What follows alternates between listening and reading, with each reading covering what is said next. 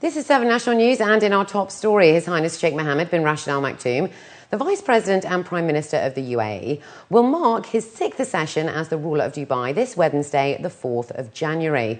The ruler, however, is dedicating this special day to mothers rather than honouring himself. On the ruler's Twitter account, he stated that we would rather celebrate in our own way and in line with our traditions and customs.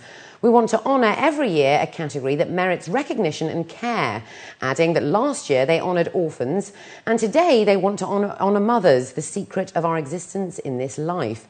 The Twitter page also stated that the ruler would like to hear his followers' thoughts on how we all can honour each and every mother in the UAE.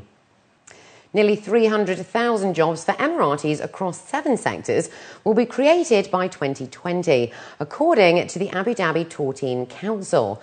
According to local reports, Dr. Abdullah Amir Al-Bishir, the head of the Strategy, Planning and Policy at ADTC, said that 298,000 jobs will be created for UAE citizens in industries including media, real estate, tourism, healthcare and energy. 2010 figures have shown that unemployment rates for Emiratis were at 13%, and amongst 15 to 24-year-olds, the unemployment rate was at 23%. Currently, Emiratis account for only 4% of workers in the private sector. Officials are hoping that delivering quality education and providing effective HR programs will boost job prospects for nationals in the private sector. Meanwhile, industry experts believe the high unemployment rate amongst nationals is unacceptable.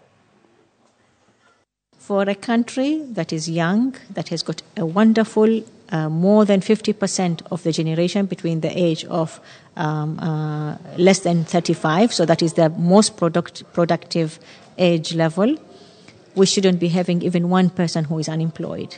But we do have a lot of young men and women in the country that are not employed yet.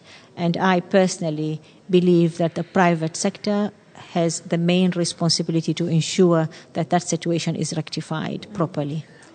Unemployment has reached 14% in Abu Dhabi and is higher among women and in rural areas. And according to officials, the capital plans to create more than 600,000 new jobs over the next decade, based on the forecast of 7% to 9% annual economic growth. It's about time that we stop saying that, oh, they do not have experience. I mean, these are young graduates from the very high education institutions, where they're from international or from the national. You know, the country spends a lot of money to bring the best in the educational system in the world to educate our youth. So when they are educated and they graduate, it means they have the top, the cream that is required. How come then we are told that, you know, they don't have work experience, or they are not meeting our requirement, they do not have the specialization that we have? Again, there shouldn't be a gap between the market requirement and the production line, if you would like to call it. So there should be more synergy between the education institutions at all its levels and the market need and the players in the market, which is the private sector. Emirates Airlines saw in the new year by becoming the first airline to operate a scheduled Airbus A380 service to Malaysia. The EK346 airline arrived in Kuala Lumpur International Airport on Sunday afternoon. Joining Malaysian Captain Kwong on the flight deck was First Officer Abdulaziz Al-Usaimi from the UAE. Emirates has been flying to Malaysia since 1996, and officials have stated that the start of 2012 will be a busy one for Emirates, as they are also expanding their network to include Buenos Aires and Rio de Janeiro in South America from the 3rd of January and Dublin in Ireland from the 9th of January, opening up more opportunities for Malaysian travellers and businesses. And Dubai International Airport has launched a mobile application for Apple and Android devices called the My DXB app to enhance customer experience at the airport.